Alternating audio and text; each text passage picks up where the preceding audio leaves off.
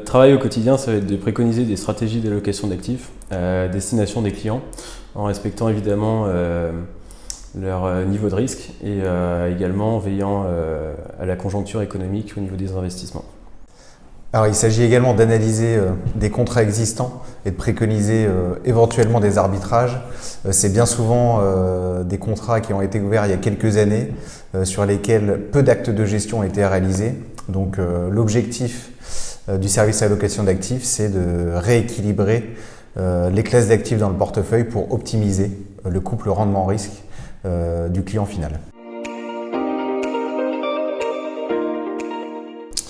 Eh bien, on effectue une veille perpétuelle sur l'évolution des marchés financiers et sur la conjoncture économique qui permet de guider nos préconisations. Pour guider nos allocations, on s'appuie sur des outils robustes.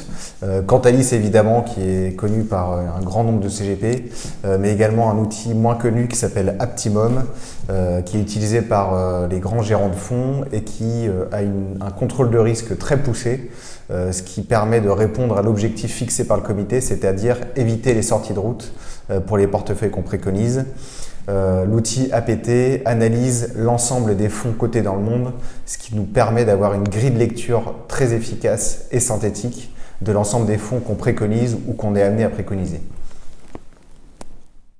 On effectue également des points réguliers avec les gérants des différentes sociétés de gestion afin d'avoir une vision suffisamment fine des stratégies mises en place dans les différents fonds.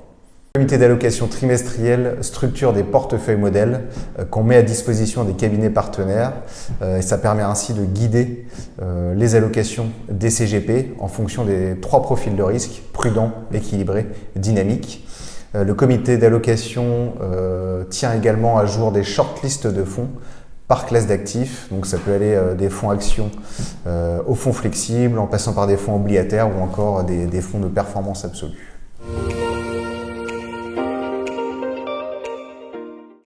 Afin d'éviter les problèmes de service après-vente pour nos conseillers partenaires, la diversification va prévaloir dans l'ensemble de nos allocations afin d'en limiter le risque justement.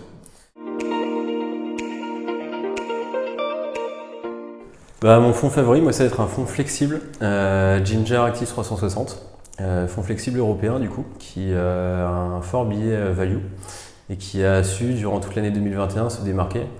Notamment grâce à son analyse des risques qui permet une fine analyse micro et macroéconomique, ce qui a permis au fond de principalement s'exposer aux actions, ce qui était une très bonne solution pour cette année 2021.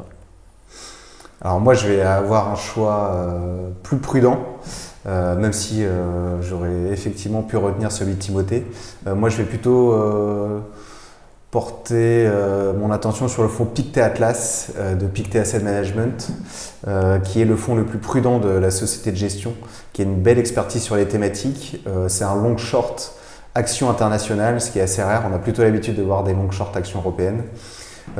Et c'est un fonds qui a une volatilité historique inférieure à 3, qui a eu un drawdown inférieur à 3 sur l'année 2020, ce qui est assez remarquable pour un fonds long short. Donc c'est une belle solution pour soit écrêter des plus-values générées sur les derniers mois ou se prémunir contre la réduction du quantitative easing américain à venir.